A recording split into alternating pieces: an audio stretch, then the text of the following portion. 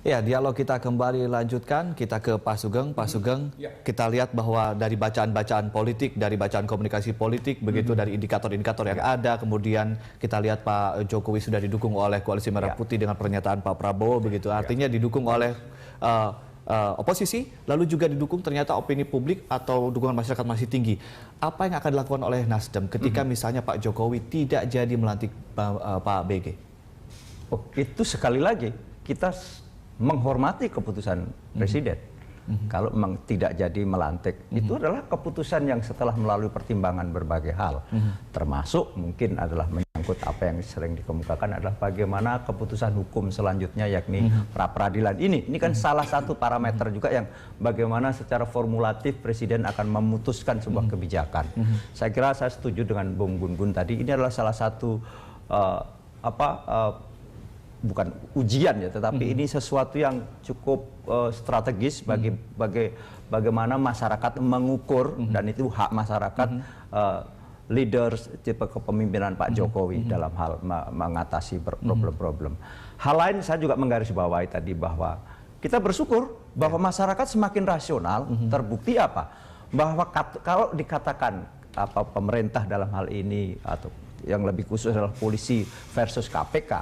Kalau kita lagi-lagi berpijak pada surveinya LSI, ternyata kepercayaan publik terhadap pemberantasan korupsi lebih tinggi Pak Jokowi daripada KPK. Ini kan sesuatu yang lagi-lagi ini adalah sebuah modal sosial bagi integritas seorang presiden dalam melanjutkan kepemimpinan selanjutnya. Kedua adalah memang betul juga tidak fair dan hampir tidak ada. Memang ekspektasi masyarakat tinggi sekali, tetapi begitu 100 hari pasti ada koreksi. Dimanapun termasuk Barack Obama, ketika 100 harinya pasti turun dari ketika awal-awalnya. Dan ini sudah menjadi diktum politik juga. Nah, tapi betul, kita tidak boleh itu menjadi sebuah lantas kita, wah toh memang begitu adanya, kalau toh turun nggak apa-apa. Tidak boleh begitu. Karena apa? Tantangan-tantangan semakin besar. Sebetulnya adalah peluang luar biasa besar. Kita bisa mengkonsolidir keadaan ini. Kalau ini persoalan politik menjadi kondusif, ekonomi nampaknya kita mendapatkan sebuah kondisi yang sangat-sangat favorable. Dengan harga minyak yang turun, betul pemerintah salah satunya memang agak berkurang pemasukannya. Kenapa? Karena harga jual lifting kita terbatas dengan harga. Tetapi masyarakat biaya masyarakat terhadap BBM, terhadap energi turun.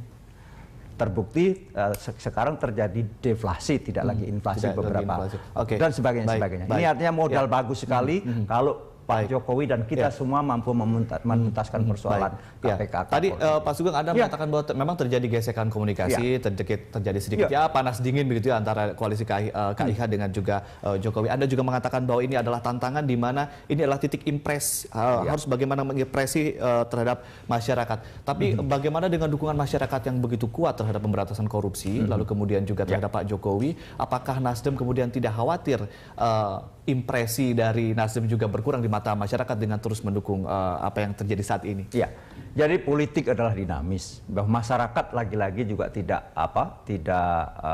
lantas quote-unquote kayak mata kuda begitu. Ada satu masalah ini terus. Kenapa? Karena bagi kami partai dan kami juga sebagai pendukung pemerintah ini juga ada semacam dinamika bahwa ini adalah sebuah proses yang sifatnya reciprocal antara kami dan masyarakat. Terus menerus ada proses sintesa, antitesa, timbul tesa baru dan itulah dinamika. Sehingga itu juga koreksi bagi kami, demikian juga mungkin koreksi bagi masyarakat dan koreksi bagi kita semua untuk menemukan formula-formula ke depan.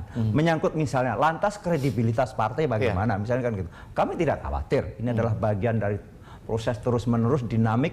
Yang jelas kami strict dengan sebuah keputusan-keputusan yang memang berlandaskan pertama konstitusi dan pasti dalam konstitusi ada moral, ada etik, ada pertimbangan-pertimbangan yang semuanya adalah demi kemaslahatan, demi kejayaan bangsa. Baik. Ada itu semuanya. Ya, kita ke Pak Gun-Gun. Mungkin kita minta closing statement dari Anda, Pak Gun-Gun. Ada tesis, antitesis, lalu kemudian juga akan terjadi formula-formula baru, lalu kemudian kita bicara masalah turbulensi yang terjadi saat ini. Apa yang kemudian ingin Anda highlight? Iya, ini kan memang dialektika relasional ya, sesuatu yang wajar dalam politik. Tetapi upaya untuk mengkanalisasi harapan publik itu harus konkret.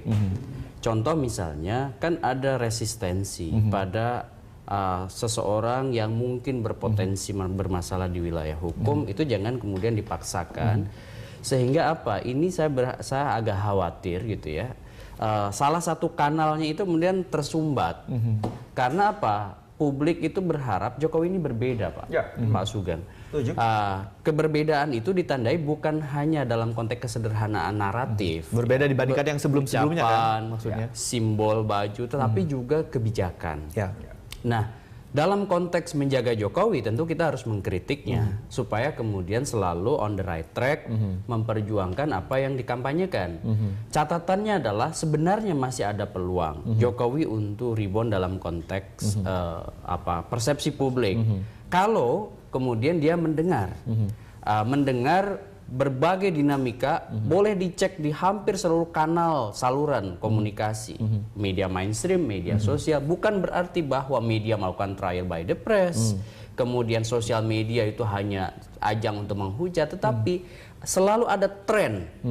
Opini, itu selalu ada tren dan publik menghendaki apa. Ini Dan yang publik juga punya agenda setting tentunya. dan agenda setting memang bisa dilakukan oleh siapa saja, termasuk oleh media mainstream. Tapi akan sampai pada satu tren sebenarnya, misalnya dalam konteks pengisian jabatan, publik menginginkan apa? Ya yang tentu yang diharapkan adalah bisa mengisi jabatan publik itu dengan sosok yang punya integritas.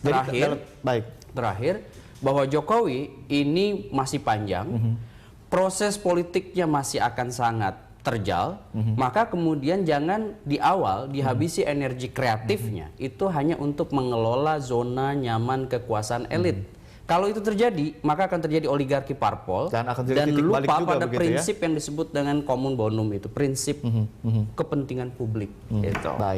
Baik, terima kasih Pak Sugeng telah hadir di studio kami dan juga Pak Gun Gun dengan analisanya, dan mungkin kita bisa berbincang-bincang lagi di lain waktu.